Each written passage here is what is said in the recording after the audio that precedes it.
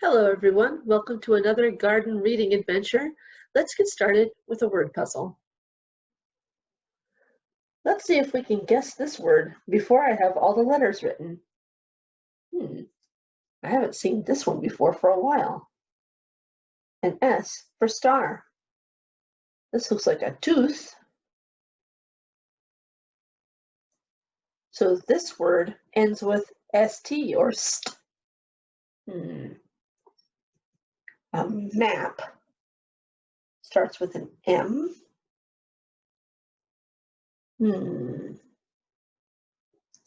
This first letter is going to be an A for ant. I notice the ant is carrying a blueberry, but I think this is A for ant. We know what that is. O for octopus. Do you know this word yet?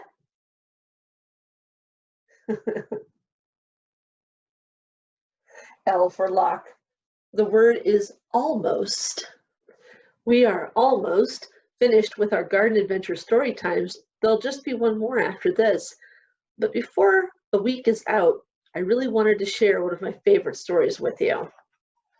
This story is based on an old folk tale, and it's called Anansi and the Moss-Covered Rock. Anansi and the Moss-Covered Rock, retold by Eric A. Kibble, illustrated by Janet Stevens.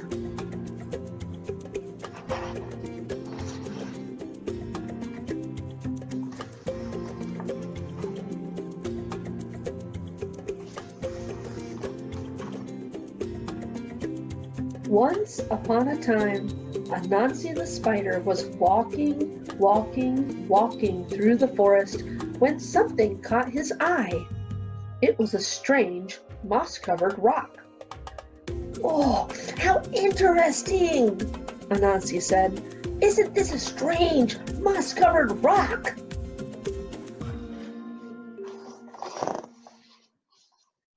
Clum!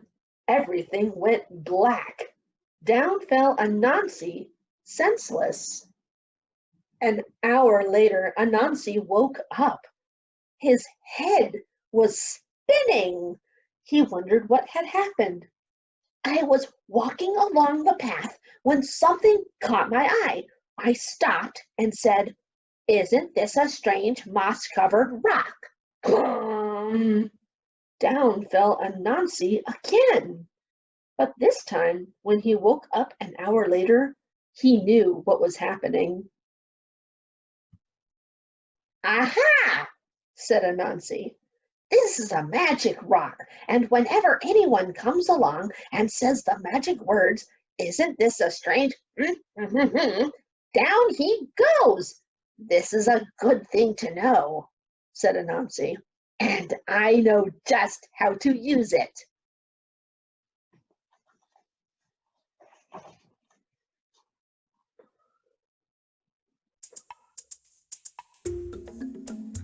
So Anansi went walking through the forest until he came to Lion's house. Lion was sitting on his porch. At his feet was a great pile of yams. Anansi loved yams, but he was too lazy to dig them up himself. Anansi said to Lion, "Hello, Lion. It is very hot today. Don't you think so?" "Yes, Anansi," said Lion. "It is terribly hot." "I am going for a walk in the cool forest," said Anansi. "Would you like to come?" "I certainly would," said Lion.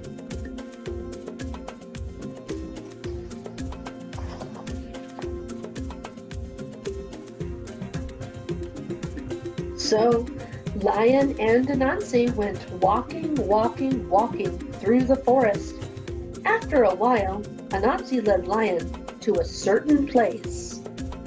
"Lion, do you see what I see?" "Oh, yes, Anansi," said Lion.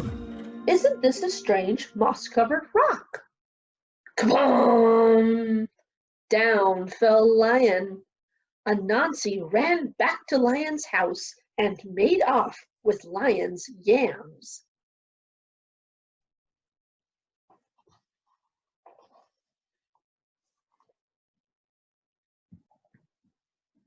An hour later, Lion woke up. His head was spinning.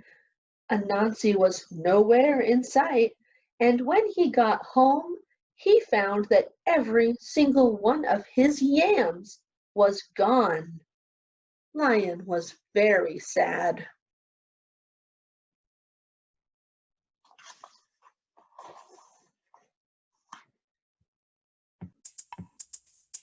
But Anansi was very happy.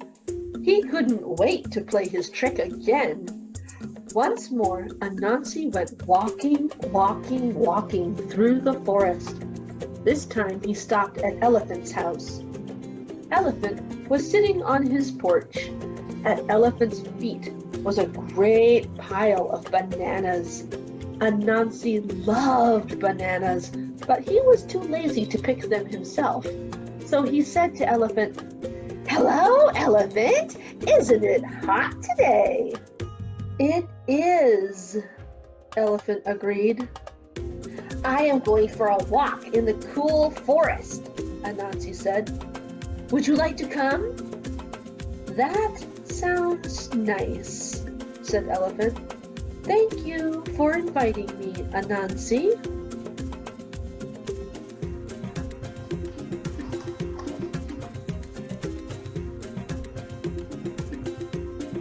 So Anansi and Elephant went walking through the forest. After a while, Anansi led Elephant to a certain place. "Elephant, look! Do you see what I see?" Elephant looked.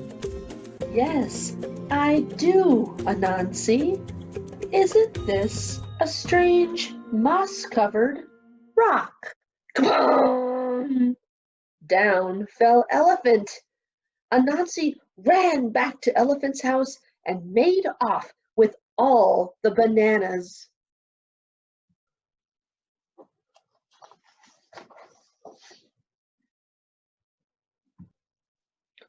An hour later, Elephant woke up. His head was spinning. Anansi was nowhere in sight, and when he got home, he found that every single one of his bananas was gone. Elephant was very sad.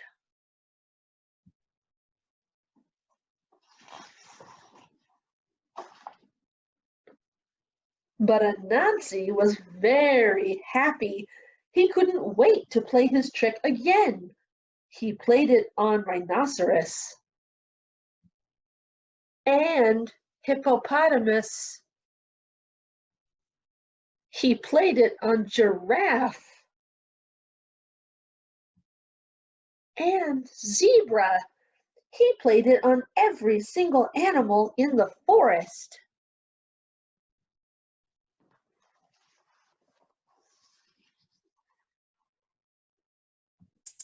But all this time, watching from behind the leaves, was little bush deer.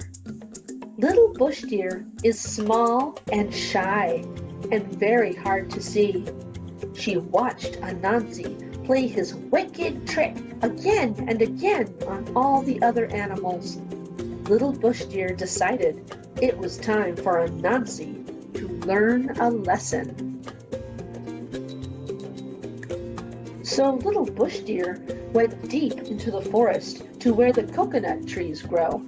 She climbed a coconut tree and threw down a great many coconuts. She carried the coconuts home in a basket and set them on her porch.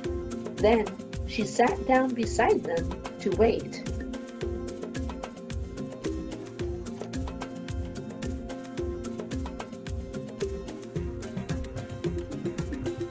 In a little while, along came Anansi. Anansi's eyes lit up when he saw little bush deer's coconuts. Anansi loved coconuts.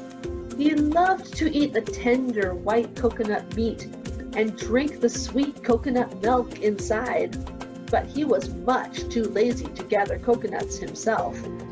Instead, he said, "Hello, little bush deer. It is so hot today." Little bush deer smiled. "It is very hot, Anansi. I am going for a walk in the cool forest. Would you like to come?"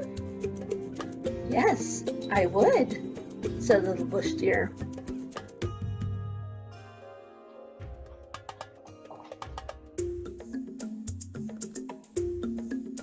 So Anansi and little bush deer went walking in the cool forest.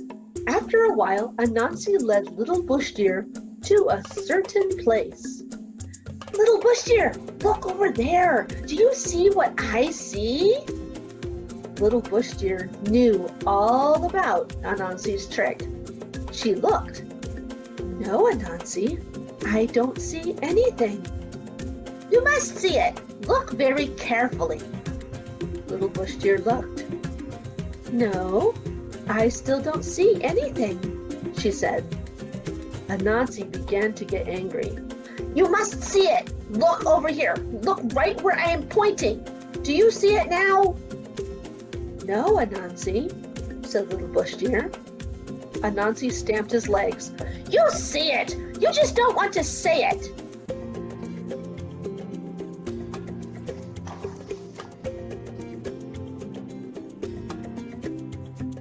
"Say what?" said little bush deer. "You know." "Is that what I'm supposed to say?" "Yes," said Anansi. "All right, then I will say it to make you happy. You know," said little bush deer. "There, I said it. Are you satisfied?" "No!" Anansi shouted. "You're not supposed to say, you know." "What am I supposed to say?" "You're supposed to say, isn't this a strange moss-covered rock?" Come! Down fell Anansi.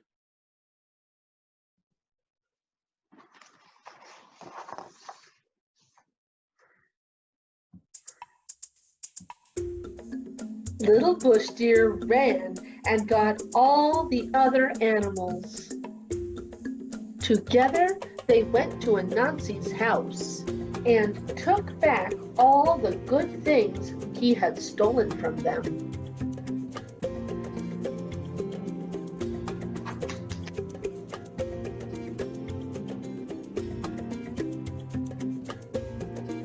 An hour later, Anansi woke up. His head was spinning. Little bush deer was nowhere in sight, and when he got home, he found his house as empty as it was before. But if you think Anansi learned his lesson, you're mistaken, because he's still playing tricks to this very day.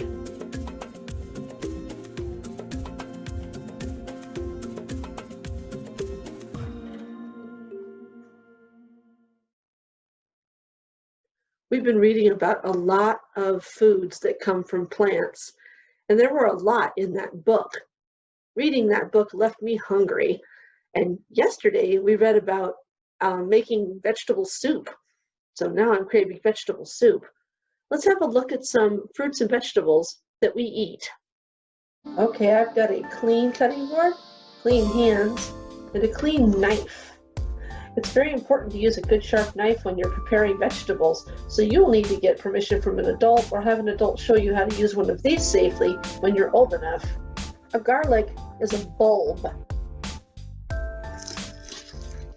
Sections that open like this. And this part's called a clove. See this little part down here? This is where a root would grow out of. And this top part here is where a little sprout will grow out of. Sometimes when you buy these at the store and you break them open, you see some green inside where the stem has already begun to grow. Oh, yep, you can see it. Do you see that bit of green? One has begun to grow. To prepare the garlic, cut off the ends, and then I peel off the skin.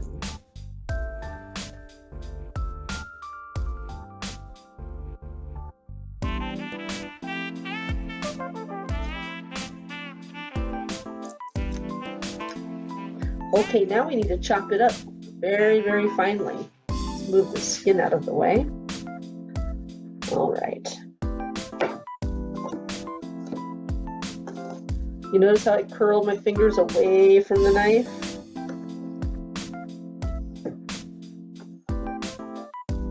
And then another trick is to keep your hand on top of the knife as you cut, and just pick up the handle part up and down. That way your fingers are nowhere near the blade. Now I've got my trusty old ceramic pot, and in the garlic goes. The next thing we'll cut up is this old yellow onion. It's seen better days when it's loose and papery like this. You know that onion's kind of old. But for some soup, I think it'll be okay.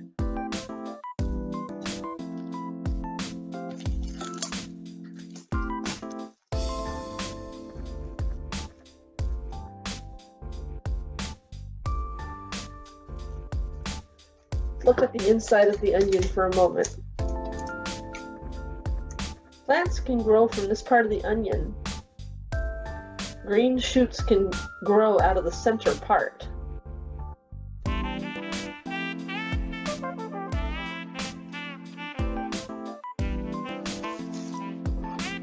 I'm not being very fancy about how I cut my vegetables for this soup. And in it goes.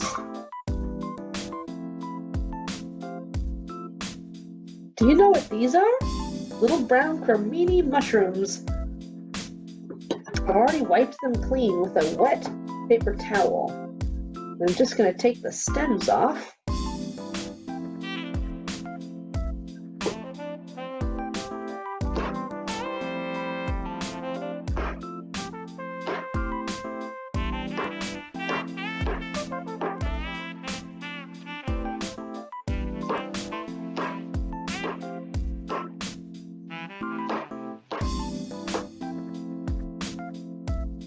Look at the inside of the mushroom.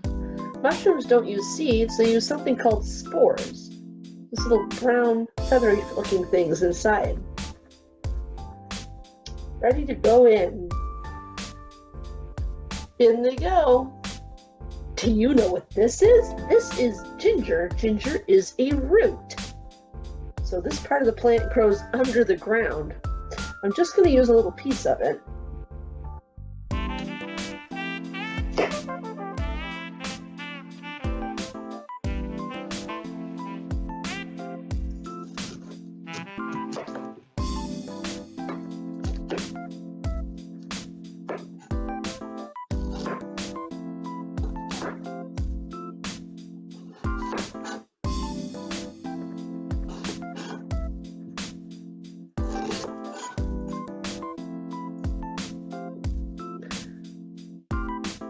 This is the part I want to eat, the inside part.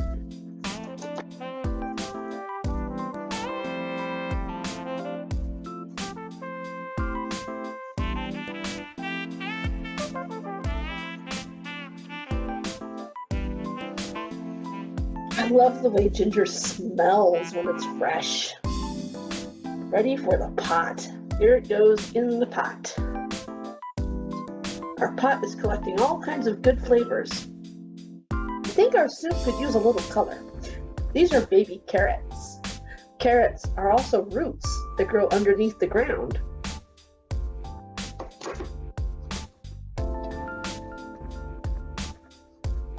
This is what the inside of the carrots look like.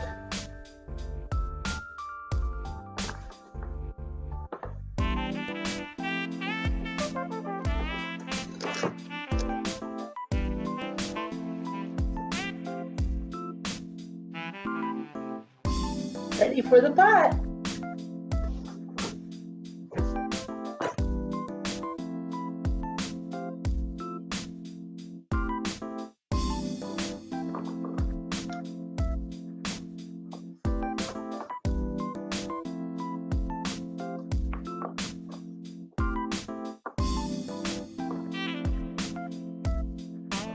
There go our carrots. Our soup could really use something green, like this asparagus. This is a stem of a plant, and the flower. Do you suppose the seeds could be inside that part?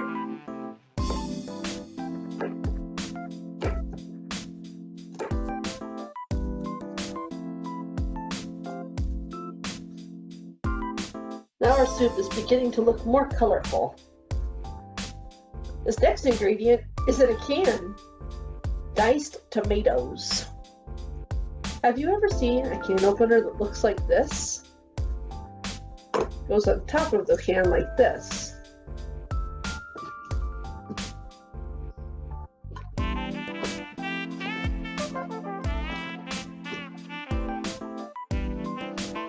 You turn it backwards to get it to come off, and then there's a little claw.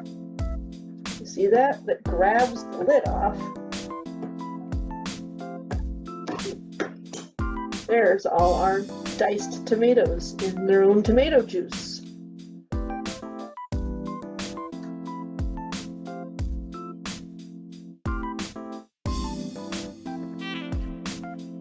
Our next ingredient comes in a can too. Beans. Remember that the beans are actually seeds.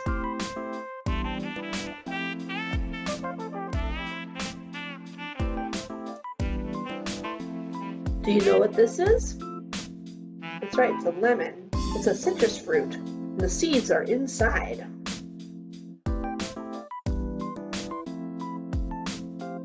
Here's how it looks inside.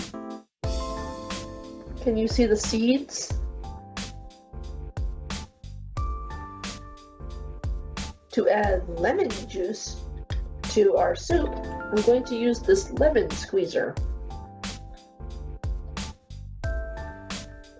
The half a lemon goes in like that, and I just squeeze out some juice. The lemon's all squished. Now I'll add a little broth to my soup.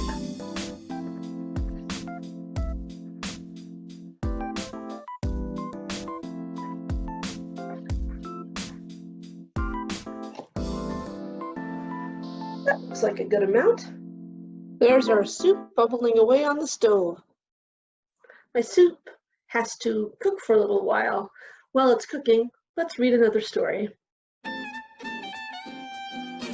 The Little Mouse, the Red Ripe Strawberry, and the Big Hungry Bear by Don and Audrey Wood, illustrated by Don Wood.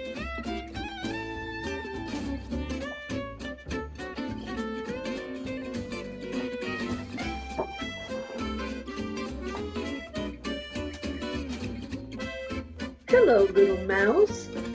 What are you doing?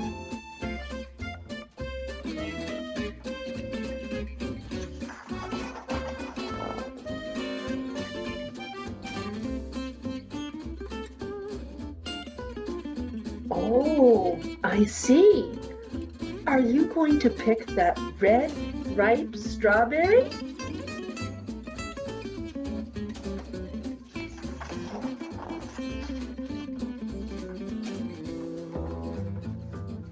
But, little mouse, haven't you heard about the big, hungry bear?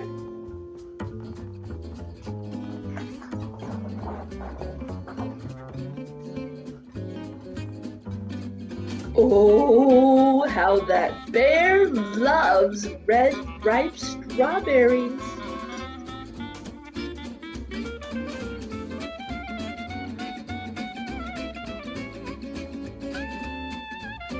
The big, hungry bear can smell a red, ripe strawberry a mile away.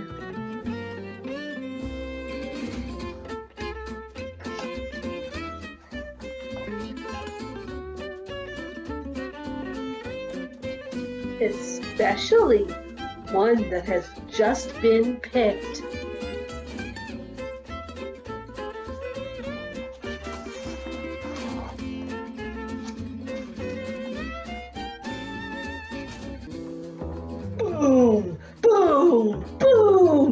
the bear will tromp through the forest on his big, hungry feet and sniff, sniff, sniff. Find the strawberry.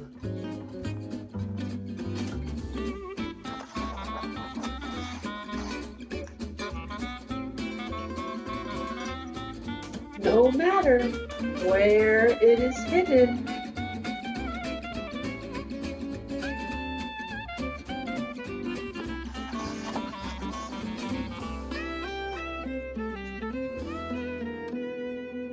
Or who is guarding it.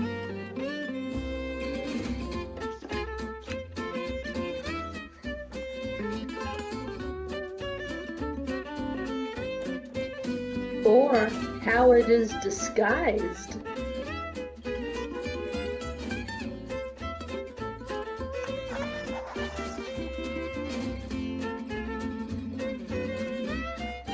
Quick! There's only one way in the whole wide world to save a red, ripe strawberry from the big, hungry bear.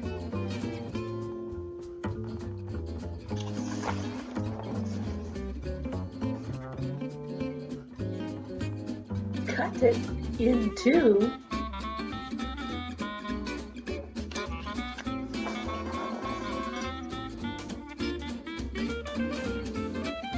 Share half with me.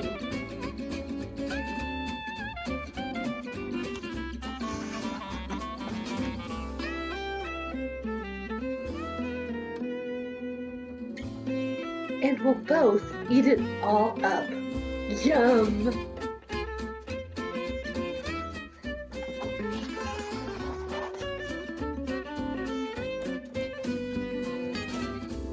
Now, that's one red ripe strawberry the big hungry bear will never get.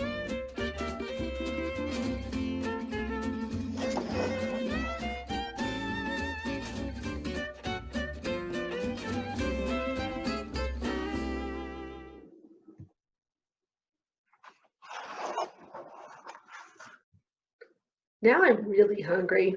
Let's go see how our soup is doing. Looks pretty good. I think it's about done. It looks like my soup is ready to eat.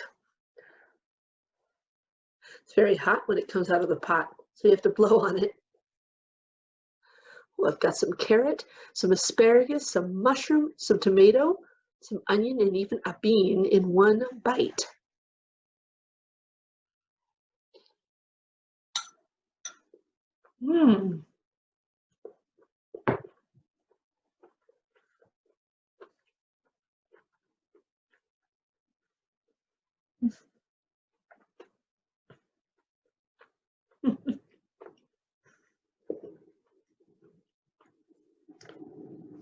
I can taste the ginger, the lemon. I can taste everything I put in there.